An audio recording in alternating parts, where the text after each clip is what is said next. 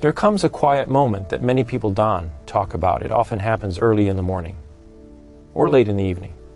You were not upset. You were not afraid.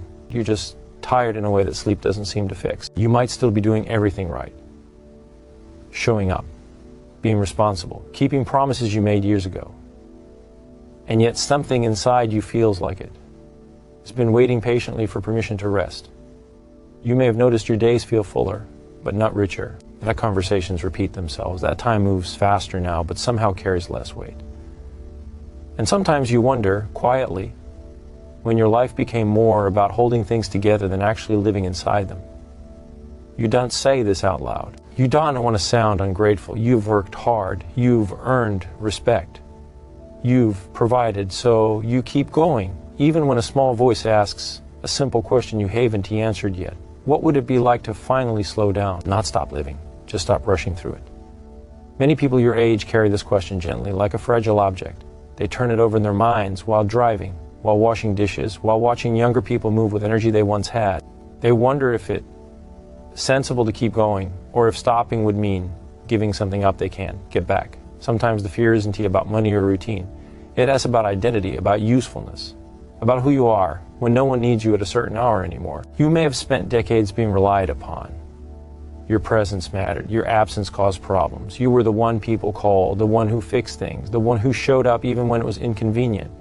Letting go of that role can feel like stepping into empty space. So you delay. You tell yourself you'll think about it later, next year, after one more project, after one more season. And yet your body has been leaving you notes for a while now, subtle ones, a stiffness that lingers, a patience that wears thin more quickly, a deeper appreciation for quiet. You might notice that the things that once energized you now drain you faster. That recovery takes longer. That weekends feel too short, not because they end, but because they remind you how good unstructured time can feel. There's a reason for that, and it's not weakness. There's a certain kind of peace that only becomes visible when the noise fades. A peace that doesn't announce itself loudly. It just waits. Many people assume retirement is about leaving work, but often it's about returning to yourself. For years, your attention has belonged to schedules, obligations, and expectations. You learn to ignore small discomforts. You learn to push through. You learn to be practical instead of present. That skill served you well, but it was never meant to last forever. At some point, continuing to push doesn't build character anymore. It simply costs you moments you won't get back. You may already sense this when you imagine a slower morning, where you wake without urgency, where your coffee tastes warmer, where your thoughts aren't immediately claimed by someone else's needs. That image may bring relief. And then guilt. You might wonder if it's selfish to want that. If stepping away means you're abandoning responsibility.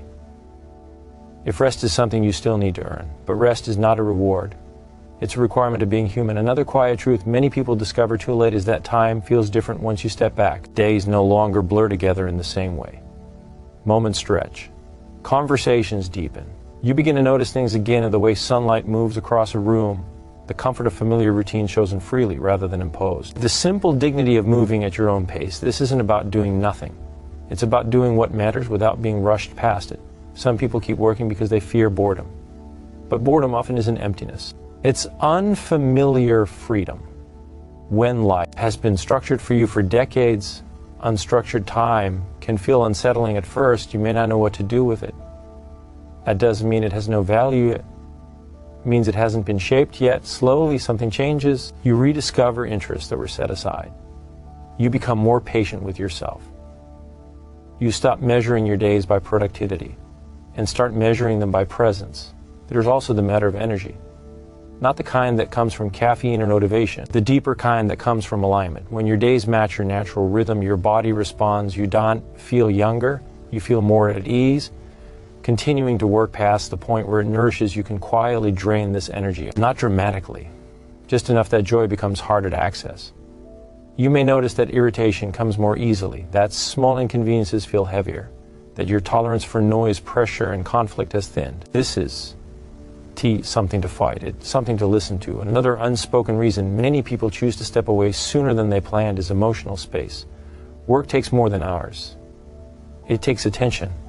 It takes patience. It takes emotional labor. When that space is freed, relationships change, you listen differently, you respond more thoughtfully. You are not always halfway somewhere else. You may find yourself more available, not just to others, but to yourself. You may finally ask questions you postponed for years. What do I enjoy now? What do I want my days to feel like? Who am I when I am not needed for a task? These are not small questions, they deserve time. And time is the one thing that feels most precious as the years move on. Waiting too long to retire often is about finances. It's about hesitation, about the belief that clarity will come later. But clarity often comes after change, not before it. You don't have to have everything figured out to step into a quieter chapter. You just need enough trust to know that you can adapt. Because you always have. You've adapted to loss, to change, to responsibility you never expected. Adjusting to a slower pace is not beyond you. There's dignity in choosing rest while you can still enjoy it, while you can walk without strain, while conversations don't feel rushed, while curiosity is still alive. This choice is about escaping life, about meeting it more fully. Some people wait until their bodies force the decision, until they have no choice but to stop. That path often carries regret, not because work was bad, but because time was taken for granted.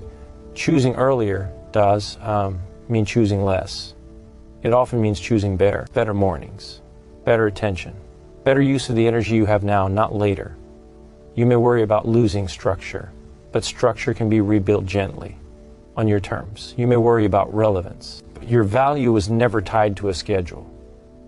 You may worry about being forgotten, but the people who matter don't disappear when your calendar clears. Retirement is not an ending. It's a soft opening. An opening to days that belong to you again, to a pace that honors who you are now, not who you were decades ago. There is no perfect moment, only a moment that feels honest. And honesty, especially with yourself, has a way of bringing peace. If you've been carrying this thought quietly, you are not alone. Many people stand exactly where you are, feeling the same mixture of relief and uncertainty. It's okay to want less pressure. It's okay to want more time. It's okay to let go without having to justify it. You have already given so much. Stepping back doesn't erase your contribution. It honors it. And sometimes the most meaningful thing you can do is allow the next chapter to arrive without resistance, not rushed, not forced, just gently welcomed.